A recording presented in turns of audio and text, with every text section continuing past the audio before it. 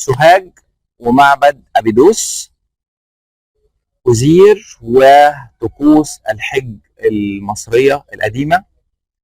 الفكرة هنا والرسالة هنا والسيرموني هنا بتاعت السبريتشوال تور بتبقى مختلفة كتير. أول حاجة الجانب بتاع السايت، اللوكيشن. احنا عندنا الطقوس الخاصة بالحج المصري القديم من خلال النصوص لقينا ان المناظر والنصوص بتقول لنا ان في مكانين بيتم فيهم الحج. الاولاني هنا وهو المركز الرئيسي بتاع البليانة اللي في محافظة سوهاج، معبد أبيدوس. والمكان الثاني ابو صير او بئر أوزير برضو اللي موجودة في الشمال جنب سقارة. فليه المكانين واشمعنى المكان ده والمكان ده؟ فيما يخص الاتجاه اللي فوق اللي هو موجود في الشمال عند ابو صير، فمجموعه ابو صير او المنطقه بتاعت ابو صير aligned with الجانب الاسترال بتاعها مع مجموعه نجميه اسمها مجموعه نجوم الثريا، الحتحورات السبعه في مصر القديمه. تمام؟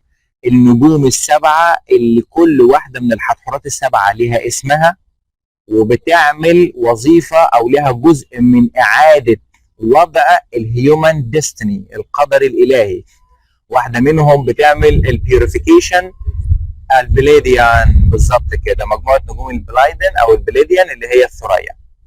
فكل واحدة من النجوم دي مع الأهرامات بتاعت منطقة أبو صير، السيراموني بتاعت الحج بتتعمل هناك، البلجرامج، وكل واحده منهم بتدي الانرجي بتاعتها فبتعمل ريبيرس، مجتمعين مع بعض.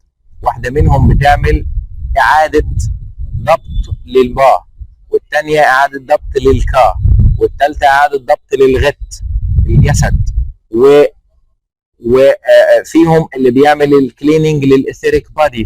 فهم كلهم بيعملوا بشكل عام نيو بيرث للانسان.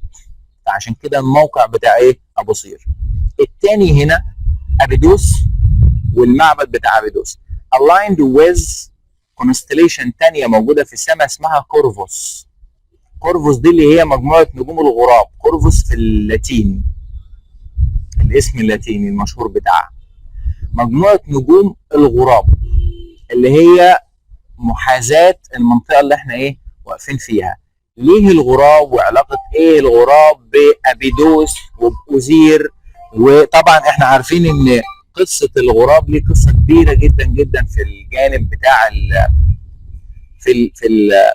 في المدارس الروحية والمدارس الدينية، وعلاقة الغراب ان هو اول من علم الانسان ازاي يدفن الموتى. وطبعا الفكرة بتاعت البلجرامج او الحج كلها بتدور حوالين هذه الفكرة. هي عبارة عن البلجرامج؟ انت بتيجي هنا علشان تدفن حياتك السابقة وتطلع من هنا بنيو لايف.